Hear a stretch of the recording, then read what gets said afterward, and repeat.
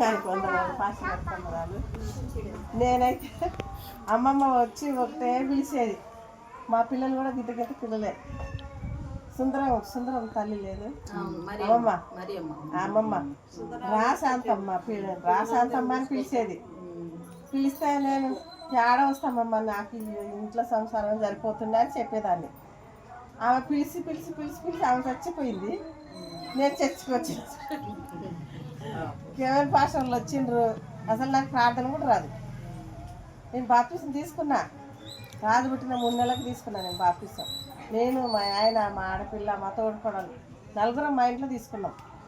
కానీ ఊరికాడ పోయేదాన్ని. ఇక్కడికి వచ్చినాక పోలే. పోకుండా ఉంటే అమ్మ వారం అయితే అమ్మమ్మ ఒకటే పిలిచేచ్చు వచ్చి. వాళ్ళ ఇంట్లో కుడకలైనా వాళ్ళు పిలిచేవాళ్ళు నన్ను. వాళ్ళ ఇంటికి పోయే ఇంకా ఈయన పోయిన సుందరరావు పాస్టర్కి మా ఇల్లు ఇచ్చినాం. ఇక్కడ ఉంది మా ఇల్లు, మా ఆయనకి ఇచ్చిన ఇల్లు. సుందరరావు పాస్టర్ మా ఇల్లు ఇచ్చినాం. మా ఇల్లు ఇస్తే ఉన్నాడు, మంచిగానే ఉన్నాడు. గొడవలతో కూడా గొడవలు అయినా కానీ ఉన్నాడు. ఉండండి లేక పాస్టరే కదా అనుకున్నాం. మా ఇంటికి కూడా పోయి రాజకీయ నాయకుడు పోయి సొంతం చేసుకోవాలని చూసిండు. కెమెల్ పాస్టర్ వచ్చినాక కూడా పక్కకు పోయినాక కూడా మా ఇల్లు సొంతం చేసుకోవాలని చూస్తే నేను మా ఆయన పాపం అక్కడక్కడ కలుపుకొని పిల్లలు ఇట్టే ఆదివారం ఆరాధన జరుగుతుంది, లేచి వస్తావా ఏమంటావా అన్నాడు బయటికి. ఎందుకు ఈయన పిలుస్తున్నట్టే పిల్లలు కూడా లేపుకొని రా అన్నాడు. పిల్లలు కూడా తీసుకొని పోయినాను నేను పోలీస్ స్టేషన్. అప్పుడు ఇక్కడ ఉండే పోలీస్ స్టేషన్ ఇల్కాన్లా లేదు, పైలాండ్లోనే ఉండే. పిల్లలతో సహా తీసుకొని పోయినాం పోలీస్ స్టేషన్కి, నేను మా ఆయన పిల్లలు. ఇంకా ఏందమ్మా నువ్వు వచ్చినావు అన్నాడు పాస్టర్ గారు నన్ను చూడగానే. నువ్వు పిలిపించినావు కదా అని ఇంకా బాగా అరిసిన. ఏంది పాపమని పాలు పోసిస్తే మా ఎముకలు లెక్క పెట్టినావా, మా కడుపు కొట్టి నీకు చూసినావా, బైబుల్ సాక్షి నువ్వు బైబుల్ సాక్షిని చెప్పవాకు, బైబుల్ సాక్షిని చెప్పేట మనగాడివే నువ్వు అని లేచినా పోలీస్ స్టేషన్ కాండే. నేను లేస్తాను కదా అమ్మ నేను ఖాళీ చేస్తామ్మా ఇల్లు, వద్దమ్మా ఆ ఇల్లు నేను ఖాళీ చేస్తా అని ఇంకా అప్పటికప్పుడే ఇల్లు ఖాళీ చేయించింది వాళ్ళు పోలీసు వాళ్ళు. ఇల్లు ఖాళీ చేసినాక ఇల్లు ఖాళీ పోయిన వాళ్ళు. ఇంక అప్పటి నుండి ఇక నేను ముందు ప్రార్థన చేసుకొని బయటపడేదాన్ని.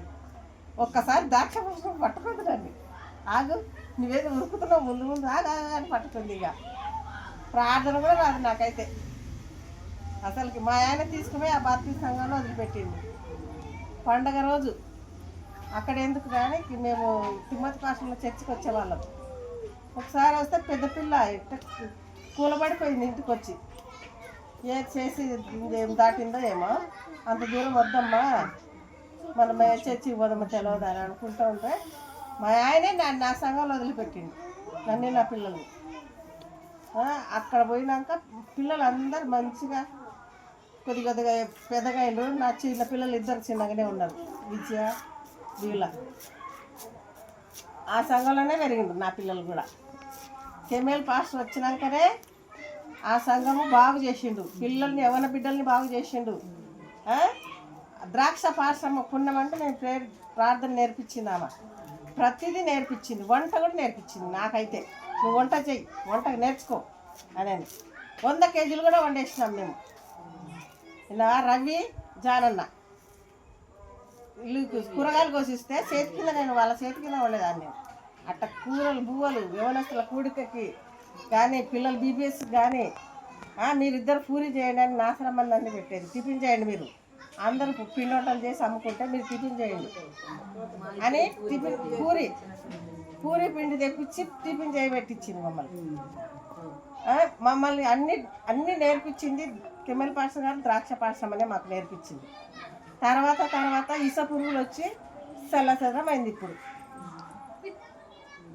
అప్పుడులాగా కలిసిమెలిసి లేరమ్మా, ఆమె గొప్ప ఈమె తోప ఆమె తోప అని అప్పుడు లేదు.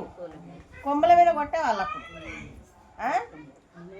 చెడిపోయే జీవితాలు చక్కగా పెట్టించిండు దేవుడు. మా కోసమే తీసుకొచ్చిండు వాళ్ళనైతే నా కోసం తీసుకొచ్చిండు. నాకు అసలు ప్రార్థన రాదు. మా ఆయనకి ఆయన అసలు చర్చికి పోయే పరిస్థితే లేకుండా అప్పుడు డ్యూటీ అని పోయేవాడు. అంత పని చేసి వచ్చేవాళ్ళు అప్పుడు. ఇప్పుడు లేదులే అంత పని. అట్లా కష్టాలు చేసి బతికి ఆ చర్చిలో చేసుకున్నాము, ఇంట్లో చేసుకున్నాము, పిల్లలు చక్కబెట్టినాడు, దేవుడు చక్కబెట్టినాడు, మీరేం కాదు. ఆ దేవుడే చక్కబెట్టినాడు, దేవుడే అన్నీ సమకూర్చినాడు, మాకు దేవుడు తిండి పెట్టినాడు, దేవుడు వందనాలు. ఆ సంఘాన్ని ఇప్పుడు మళ్ళీ సమకూర్చాలని మా ప్రార్థన, మళ్ళీ ఏకీభవంతో ప్రార్థన చేయాలి. ఆ సంఘాన్ని ఎప్పుడు మూతేయకూడదు. ఆ సంఘాన్ని అనేక ఆత్మలు రక్షింపబడింది. ఆ సంఘంలో ప్రతి కుటుంబాలు ఆశీర్వదింపబడినాడు. ఆ సంఘంలో నేను పోయినాక చూసిన అతడి సంఘాన్ని ఇప్పుడు మూతేస్తున్నాం. మరి మన తప్ప దుష్టుడు తప్ప తెలీదు, మనసులో తప్ప దుష్టుడు తప్ప తెలీదు. మనం ప్రార్థనలు బలంగా ఇప్పుడు నుండి మనం ఎవరి శుక్రవారం కానీ మంగళవారం కానీ ఉపవాస ప్రార్థనలు పెట్టుకొని సంఘం కోసం ప్రార్థన చేద్దామమ్మా.